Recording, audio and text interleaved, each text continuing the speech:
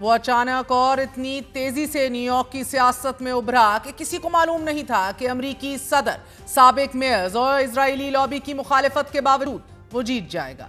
उसने अपनी election campaign के दौरान फलस्तीन के हक में आवाज उठाई, नरेंद्र मोदी और बेंजामिन नेतन्याहू को वॉर क्रिमिनल्स करार दिया। इजराइल का दौरा करने की बजाय उसने रियासत के शहरियों से मिलने का फैसला किया। हम बात कर रहे हैं 249 साल 3 माह 30 दिन की अमरीकी तारीख में 16वें और अमरीका के सबसे बड़े शहर न्यूयॉर्क की तारीख के पहले मुसलमान मेयर जोरान ममदानी की, जिन्होंने आज अपने मुखालिफिन को हराकर एक तारीख रकम कर दी है। 34 साला डेमोक्रेटिक सोशलिस्ट जोरान ममदानी ने अमरीकी सदर डोनाल्ड ट्रंप, अरबपति इलॉन मस्क समेत सैकड़ों अरबपतियों की जानिब से मुखालिफत के बावजूद ये इलेक्शन जीता है।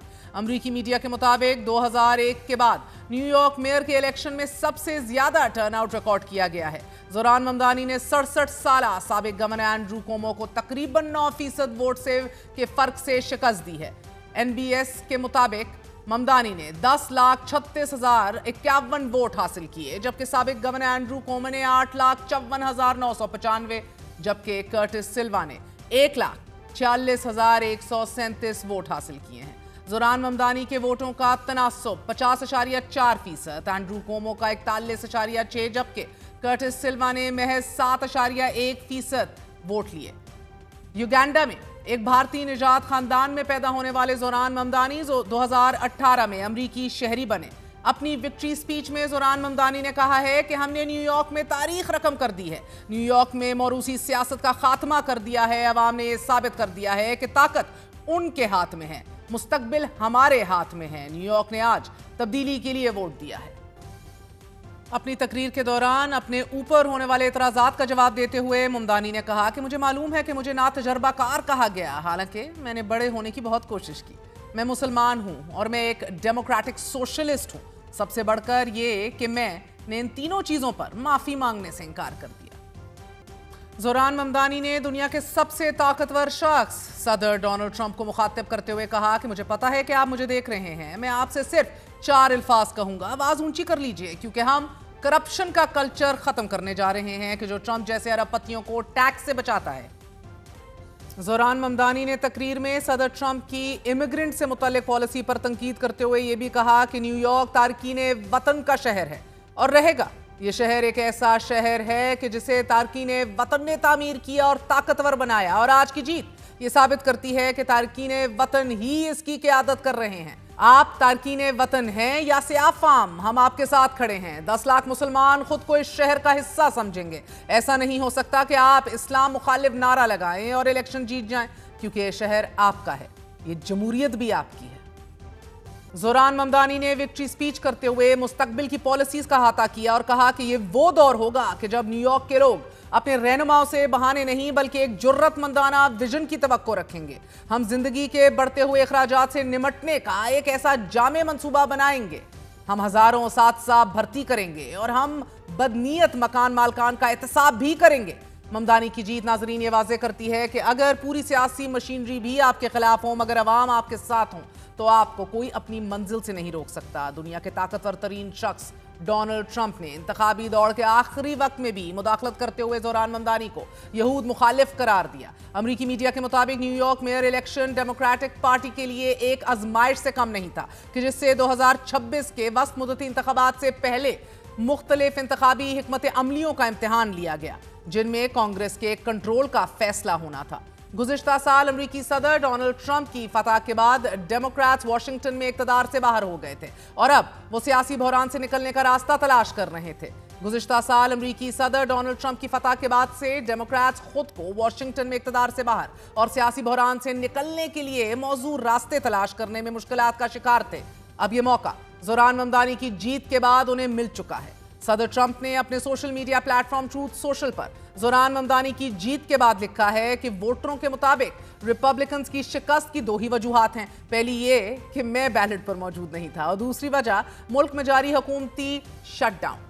अगर आलमी जरीदों पर नजर डाली जाए तो CNN ने अपने तज्जिये में लिखा है कि न्यूयॉर्क मेयर इलेक्शन में अंडरडॉग करार दिए जाने वाले जोरान ममदानी ने पूरी इंतखाबी मुहिम में वर्किंग क्लास के मसाइल को सबसे ज्यादा उजागर किया। ये दूसरा मौका है जब ममदानी ने एंड्रू कोमो को शिकस्त दी, पहले डेमोक्रेटिक प्राइमरी में और अब मेयर इलेक्शन में।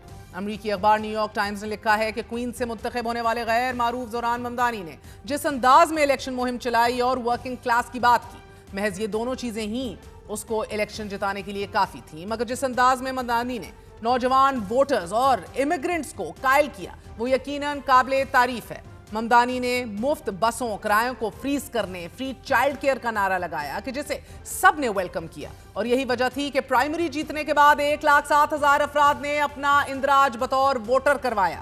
نیو یارک ٹائمز نے لکھا ہے کہ جب 1 جنوری کو ممدانی حلف اٹھائیں گے تو وہ دن نیو یارک کے مسلمانوں کے لیے یقیناً ایک عظیم ترین دن ہوگا، کیونکہ نیو یارک کے مسلمانوں نے 2001 میں ورلڈ ٹریڈ سینٹر پر حملوں سے اب تک صرف اسلاموفوبک کیمپینز ہی دیکھی ہیں۔ نیو یارک ٹائمز نے ممدانی کو بطور میئر درپیش متوقع چیلنجز کا ذکر کرتے ہوئے لکھا ہے کہ اس جیت سے قبل ممدانی صرف ایک اسمبلی ممبر تھے، مگر اب 3 لاکھ ورک فورس ان کے ماتحت ہوگی، جس میں 34,000 پولیس اہلکار بھی شامل ہیں۔ لیکن سب سے اہم، انہیں نیو یارک شہر کے $115 بلین کا بجٹ مینیج کرنا ہوگا، اور اسی بجٹ میں انہیں وہ تمام کام کرنے ہوں گے کہ جن کا وعدہ وہ کر کے الیکشن جیتے ہیں۔ اس کے علاوہ واشنگٹن پوسٹ نے Zohran Mamdani's rise from Queens lawmaker to New York City mayor کے عنوان سے لکھا ہے کہ جس انداز میں زوران ممدانی نے نیو یارک الیکشن جیتا ہے، انہوں نے واضح طور پر امریکہ کی نیشنل پالیٹکس میں جگہ بنا لی ہے۔